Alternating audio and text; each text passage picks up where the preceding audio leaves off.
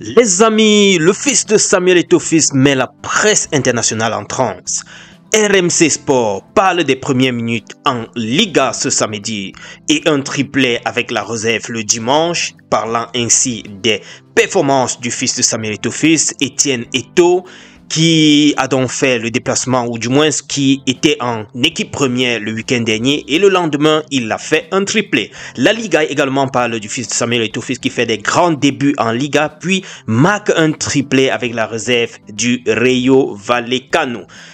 Mais Kato ne reste pas derrière, lui aussi il a placé ses radars sur l'avant-centre sur le fils de Samuel Eto'o et nous dit Etienne Eto'o, le fils de Samuel Eto'o, impressionne tout le monde.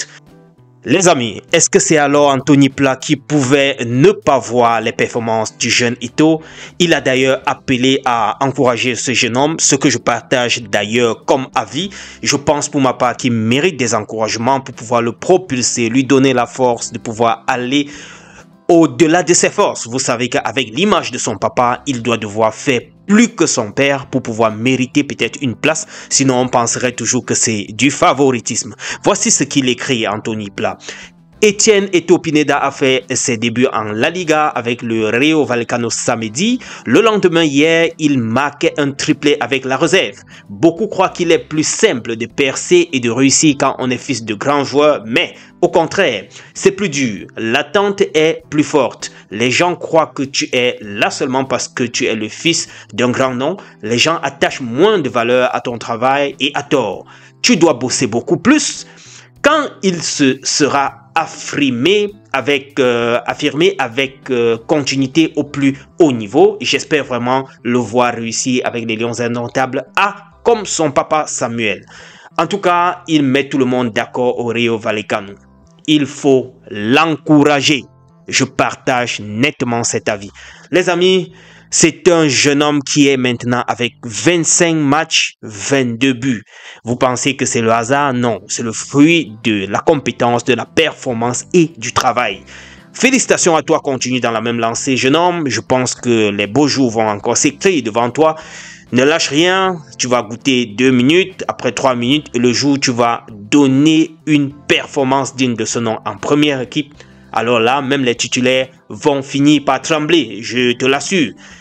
Passons ici avec les candidats ou bien les nominés au Ballon d'Or africain. Non, Ballon d'Or africain, Ballon d'Or camerounais, oui. Je suis déjà en train de parler de Ballon d'Or africain. Il s'agit ici du numéro 1, c'est Wilfried Nathan Douala de Victoria United de Limbe.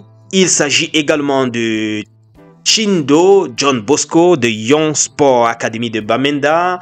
Il s'agit en troisième position donc, et pour finir, de Vandor Olama Ivan, Colombe sportif du Jailobo. Voilà les trois pour la catégorie homme, n'est-ce pas, MTN Elite One de ce ballon d'or. Je m'arrête d'abord là. Les amis, ce sera ce 28 février 2025. Pour ceux qui pourront s'y rendre, ne loupez pas. Je termine ceci avec cette appréciation de Jean-Paul Akono, ancien sélectionneur des Lions indomptables, qui, au passage sur un plateau de télé, nous faisait savoir qu'il n'a jamais vu un mépris aussi flagrant que celui de Marbris envers la FECAFOOT. Les gars, ça ne laisse personne indifférent. Tout ce que Marbris a dit vis-à-vis de la FECAFOOT, ses réactions et même du président de la FECAFOOT. Si on est un pays qui se respecte, ça devrait franchement choquer. Attendons tout simplement le 14 mars prochain pour savoir ce qui en sera de l'avenir de Marbris. D'ici à là les amis, portez-vous bien, on se prend à la prochaine. Ciao.